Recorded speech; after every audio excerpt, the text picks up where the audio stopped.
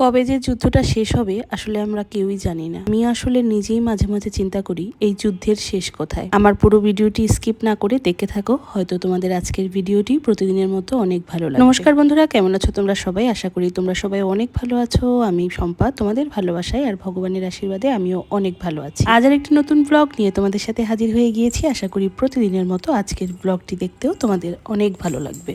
আমরা অনেকেই আছি জীবনকে নিয়ে অনেক বেশি চিন্তিত হয়ে হঠাৎ করেই জীবনকে একটা কথা বলে থাকি, এই যুদ্ধটা কখন শেষ হবে, এই ধরনের কথাবার্তা বলি। আসলে অনেকের জীবন এতটাই বেশি যুদ্ধক্ষেত্র, তারা আসলে কি বলবে কি করবে সেই চিন্তাটাই করতে হয়তো তাদের অনেক বেশি কষ্ট হয়। কিন্তু আমরা অনেকে এত ভালো থেকে বা সুখে থেকে অনেক সময় বলে থাকি যে জীবনটা কেরম চলে যাচ্ছে, এটা পাইনি জীবনে, ওইটা পাইনি। সর্বোচ্চটুকু দিয়ে জীবন আমাকে সবকিছু দেওয়ার পরেও আমরা অনেকেই জীবনের কাছে হয়তো হতাশা নিয়ে বলি যে আমরা অনেক কিছুই আসলে জীবনে পাওয়ার ছিল, পাইনি। আমি তাদের উদ্দেশ্যে এই কথাগুলো বলবো যে জীবনের যুদ্ধটা আসলে কত রকম হতে পারে সেটা আসলে আসল যোদ্ধাদের কাছে না শুনলে আপনি হয়তো বুঝতে পারবেন না। অনেকে জীবনে চাওয়ার পাওয়ার শেষ নেই, এটা তো সত্যি, কিন্তু জীবনে অনেক পাওয়ার পরেও আফসোস থেকে গেছে যে অনেক কিছুই পেতে পারতাম। কিন্তু আমি মনে করি যে জীবনে যতটুকু পেয়েছি, প্রতিদিন সকালে ঘুম থেকে উঠে যখন দেখি আমি নিজে সুস্থ এবং পা মাটিতে স্পর্শ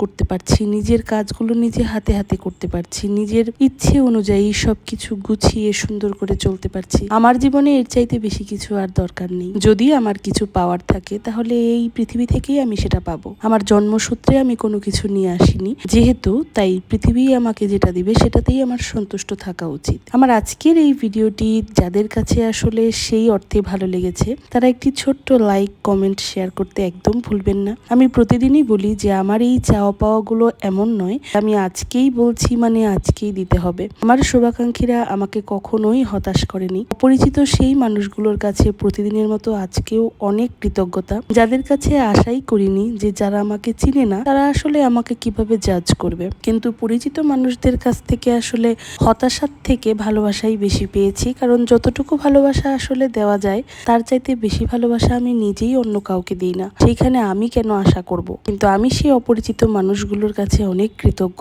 তারা আসলে ভালোবাসাটা কোন পর্যায়ে আমাকে দিয়েছে, যেই কারণে খুব দ্রুত আমি তোমাদের সাথে একটা অনেক সুন্দর ব্লগ শেয়ার করতে চলেছি। আর এই জিনিসটার জন্য হয়তো সব ব্লগাররাই অপেক্ষা করে, কিন্তু আমি এত দ্রুত কিভাবে এটা অ্যাচিভ করলাম সেটা আসলে আমি নিজেই জানি না। যদিও এর ক্রেডিট আমি সবাইকে একসাথে দেব, কারণ আমি নিজেই জানি যে এটা একা আমার অর্জন নয়, এটা তোমাদের সবার অর্জন। কারণ আমাকে যারা ভালোবাসা দিয়েছো এবং দিয়ে যাচ্ছ, তারা যদি আসলে এতটা সাপোর্ট না করতে আমি কিন্তু কখনোই এভাবে এগিয়ে যেতে পারতাম না। আমার উইকলি চ্যালেঞ্জগুলো কখনোই এত দ্রুত পূর্ণ হতো না তোমরা যদি না সেখানে আমাকে লাইক কমেন্ট শেয়ার এবং যারা স্টার সেন্ডার আছে তাদের কথা আর কি বলবো নতুন করে। তো আসলে কিছু মানুষের ভালোবাসা আমি চাইলেই মাপতে পারবো না, কিন্তু খুব ভালোবাসা দিয়েছো বলে হয়তো আমি আমার পৌঁছে যাচ্ছি সেই অনুভূতিটাতে, যেটা শেয়ার করতে খুব দ্রুত তোমাদের সাথে আসবো একটা নতুন ব্লগ নিয়ে। তো তোমাদের সাথে কথা বলতে বলতে কিন্তু রান্না কমপ্লিট হয়ে গেছে।